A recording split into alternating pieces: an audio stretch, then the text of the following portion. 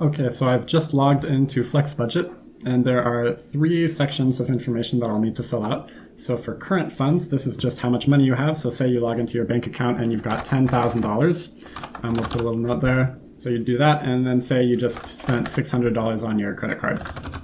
But since you just paid it, it hasn't showed up in your bank balance yet. So yeah, pretty simple. Next section. So this is for your income and expenses that are easy to predict.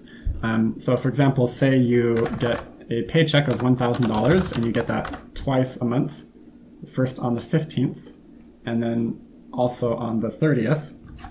So we just put two entries in here to model that.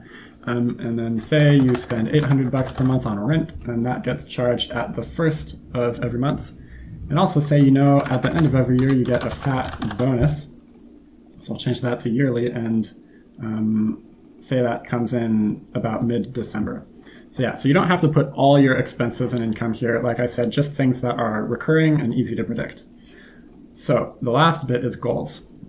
So remember from before, we have about $10,000, but say by the end of the year we want to have $15,000. By default, this date will just be 1 year from today, but let's change that to the end of the year to make that nice. And now this last bit, this is where the flexibility comes in. Like I mentioned, you'll have expenses that are not easy to predict, like how much you spend on groceries every week or your Amazon addiction. So instead of trying to say, okay, this month I'm going to spend $243 and no more on groceries, instead you just put a number, say $200, and then this is how much that you want to be able to spend per week on average.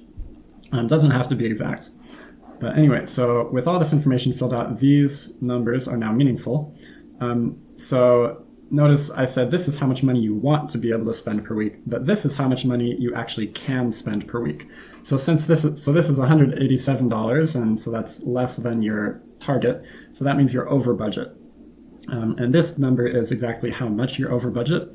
So for example, if next week you spend only $100 instead of $200, then this number will go down by $100. And so you can just keep doing that until you're back on budget.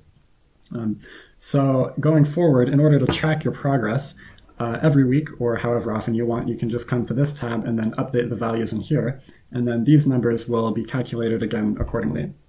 So you can keep track of how these numbers are changing.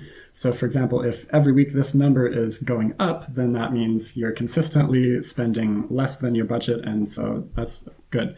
But if it keeps going down, then you need to dig into your expenses and decide either if there's something you can cut out so you spend less money, or maybe your goals are just unrealistic and so you need to adjust them.